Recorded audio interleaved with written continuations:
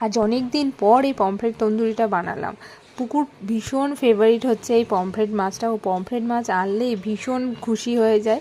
তাই কালকে দাদাই ওর জন্য এই পমফ্রেট মাছটা এনে দিয়েছে। ও তো ভীষণ খুশি। আর ও হচ্ছে এই পমফ্রেট মাছটা অন্যভাবে রান্না করলে খুব একটা পছন্দ করে না, কিন্তু তন্দুরিটা বানিয়ে দিলে ও ভীষণ পছন্দ করে। তাই যখনই বাড়িতে পমফ্রেট মাছ আসে তো ওর জন্য স্পেশালি তন্দুরিটা বানাতে হয়। বাচ্চারা যদি খুশি মনে খায় সেই খাবারটা তো বানিয়ে দিতে ইচ্ছে করেই। তাই আমি মাছটাকে আগে থেকে এখানে ম্যারিনেট করে রেখে দিয়েছিলাম। এখানে হচ্ছে আদা, রসুন, দই আরও একটু মশলা দিয়ে ভালো মতো করে ম্যারিনেট করে আধ ঘন্টা আগে রেখে দিয়েছিলাম। আর এখানে এই যে ফ্রাইং প্যানের মধ্যে দেখো সর্ষের তেল আর বাটার নিয়ে নিয়েছি।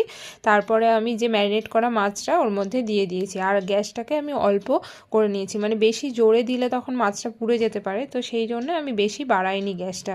তো সেই মাছে এটা হতে থাকবে। আর এই যে দেখো, এই যে লাস্ট ফিনিশিংটা দেখো হয়েই এসছে প্রায়, আর একটুখানি হলেই হয়ে যাবে আর আমি এটাকে নামিয়ে নেব। তো আমার ছেলে তো এটা ভীষণ ভালোবাসে খেতে। তোমরা পমফ্রেট মাছ কেমন করে বানাও কমেন্ট করে জানাও। তো ভালো লাগলে অবশ্যই লাইক, কমেন্ট, শেয়ার, সাবস্ক্রাইব করে দিও।